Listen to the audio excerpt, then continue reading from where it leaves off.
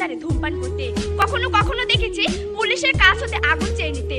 মাননীয় মডারেটর, আমি কখনোই দেখিনি তিনি তার সন্তানের কাছে বসে ধূমপান করছে। প্রতিপক্ষ, আমরা যদি ঘটনাটিকে দুটি দিক থেকে চিন্তা করি তাহলে দেখতে পাই একদিকে 100 টাকা জরিমানার ভয় চাচা ধূমপান করা থেকে বিরত থাকতে পারছেন না, অন্যদিকে তার সন্তানের ক্ষতির কথাটি চিন্তা করে তিনি ধূমপান করা থেকে বিরত থাকছেন। মাননীয় মডারেটর, আমরা ঠিক এই জায়গাটিতেই বিতর্ক করছি। যখন বিবেকের আদালতে দাঁড়িয়ে প্রতিটি মানুষ ভালো মন্দের বোধটি অর্জন করবে, ঠিক তখনই তাদের মধ্যে তৈরি হবে সচেতনতা এবং ঘুচে যাবে বাল্য বিবাহের অভিশাপ। মাননীয় মডারেটর, কাজ না পেয়ে দেশের লাখো কোটি মানুষ যখন বেকার হয়ে জাতির ঘাড়ে নিঃশ্বাস ফেলছে, তখন প্রতিপক্ষের মানবিক শিকার প্রতিপাদ শুনে মনের ডায়েরিতে ভেসে ওঠে রফিক আজাদের সেই কবিতা, ভাত দে হারামজাদা নইলে মানচিত্র চিবিয়ে খাবো।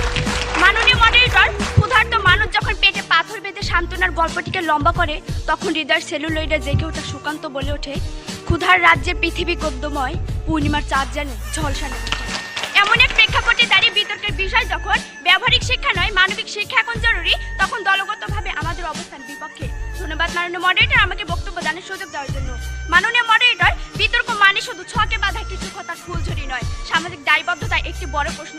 সেই জায়গায় দাঁড়িয়ে প্রতিপক্ষ যদি মানবিক শিক্ষার মাধ্যমে বেকারত্ব দূর করা কিংবা জনসংখ্যাকে জনশক্তিতে রূপান্তর করার স্বপ্ন দেখেন, তাহলে তা হবে আইকারুসের মোমের পাখায় ভর করে আকাশ ওড়া স্বপ্নের মতোই অলিপা বাস্তব।